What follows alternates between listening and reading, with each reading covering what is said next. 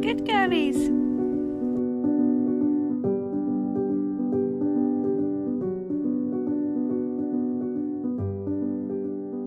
So here I've just got some interfacing which is dissolvable. I have drawn out my design. I got it from a website which I will link down below. It is free to use for non-commercial products. I've changed the chicks a little bit, like this guy's going to be a wee bit fatter and fluffier, and I've put some flowers in like different places. I've got a gel chalk pen. These are amazing. You just draw like any regular pen, but when it dries it's just as easy to wash out as any other tailor's chalk. I am working in bed today. I'm just a bit tired and I dislocated my knee, so I'm on bed rest. I'm just doing a little bit of hand sewing to keep me sane, and it's my granny's birthday today. I am making her birthday present yesterday and I planned on doing this. I ended up going on a last minute day trip with her to Felbrigg, which was lovely. So I am now just quickly basting my embroidery stabilizer in. I would be wearing a thimble, but I need to make another leather one. I've lost my leather thimble and I'm gutted.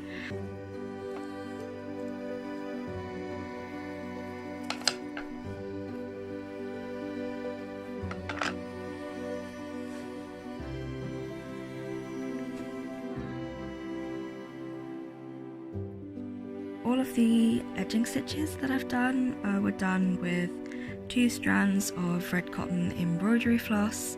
I waxed them. You don't have to do this. I find it makes hand sewing easier. Probably be using 3 strands for the little design itself. I tend to do my threads about sort of 30 or 40 centimeters hand sewing. I wish I knew what brand, make and colour this was so I could tell you, but I got it secondhand. Redwork embroidery is traditionally done just in lines. You can get, you know, sometimes quite complicated looking designs in a relatively short period of time. I personally don't mind the look if I have some stitches are slightly longer than others. This is ultimately designed to be a very usable object, so I don't want it to be so beautiful and precious that my gran doesn't feel like she can actually use it as a tea towel. She's always kept chickens my whole life and I loved them. My favourite thing to do in the whole wide world was to go to my granny's and feed the chickens.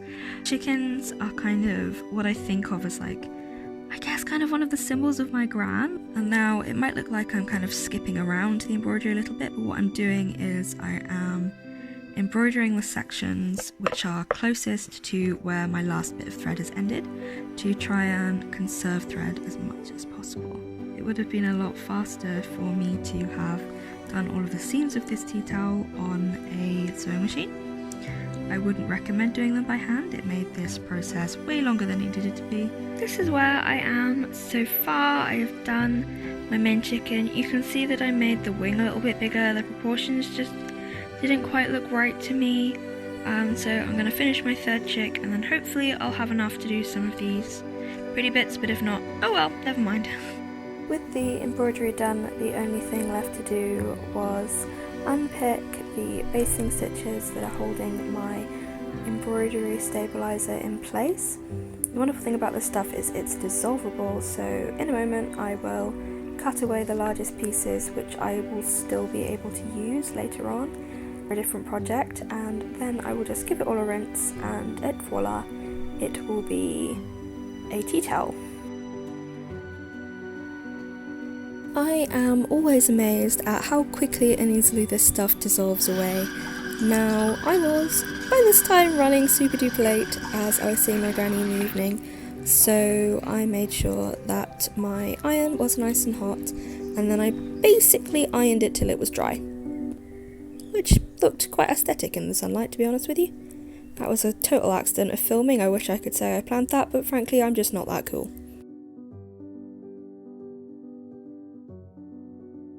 I am absolutely thrilled with how these lovely little chicken friends turned out. My granny has put it pride and place in her kitchen and has apparently been showing it off to all of her neighbours, so I think we can safely say that this was a success.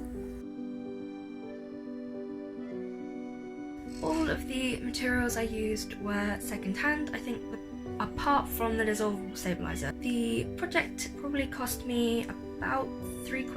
I think the fabric was, yeah, £3, and the thread I already had. The beeswax is free because we keep bees, 100% cotton, so everything is biodegradable, so if it can't be used or mended anymore, it can go on the compost heap and it won't end up in landfill. Because it's a rectangular fabric, there was absolutely no waste, which was very pleasing. Thank you for joining me on this little sewing adventure. I really am very pleased with how this project turned out. I think it looks really cute, and my granny really liked it, so that's what matters. If you enjoyed this and you would like more ideas for minimal waste little gifts, follow along. Feel free to like and subscribe. I upload whenever I have time, frankly.